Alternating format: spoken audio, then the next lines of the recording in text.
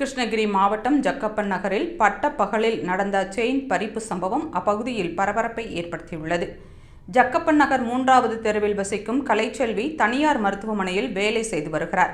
இன்று காலை வழக்கம் போல பேர குழந்தைகளை பள்ளி வளாகத்தில் வழி அனுப்பிவிட்டு இவர் வீடு திரும்பிக் கொண்டிருந்த போது இருசக்கர வாகனத்தில் வந்த மர்ம நபர் கலைச்செல்வியின் கழுத்தில் இருந்த தங்கச் செயினை பறித்து மின்னல் வேகத்தில் தப்பியுள்ளார். சம்பவம் அறிந்து வந்த கிருஷ்ணகிரி டவுன் போலீசார் உடனடியாக அங்கிருந்த சிசிடிவி காட்சிகளை ஆய்வு செய்தனர். பின்னர் ஆந்திர மாநிலம் குப்பம் செல்லும் சாலையில் குருவிநாயனம்பள்ளி பகுதியை சந்தேகத்திற்கு இடமாக சென்ற நபரிடம் விசாரணை மேற்கொண்டனர். அதில் அந்த செயின் பறிப்பு சம்பவத்தில் ஈடுபட்ட நபர் சிக்கினார். அவர் ஆந்திராவில் அனந்தபூர் மாவட்டத்தைச் சேர்ந்த ஜெகதீஸ்வர சுதர்சனகுமார் என்பது போலீசார் விசாரணையில் தெரியவந்தது. இதையடுத்து அவரை கைது செய்து அந்த தங்கச்சங்கிலியை போலீசார் மீட்டனர். பட்டப்பகலில் மக்கள் நடமாட்டம் அதிகம் காணப்படும் பகுதியில் பெண்ணின் கழுத்திலிருந்த செயினை பறிக்கப்பட்ட சம்பவம் அப்பகுதியில் பெரும் பரபரப்பை ஏற்படுத்தியது.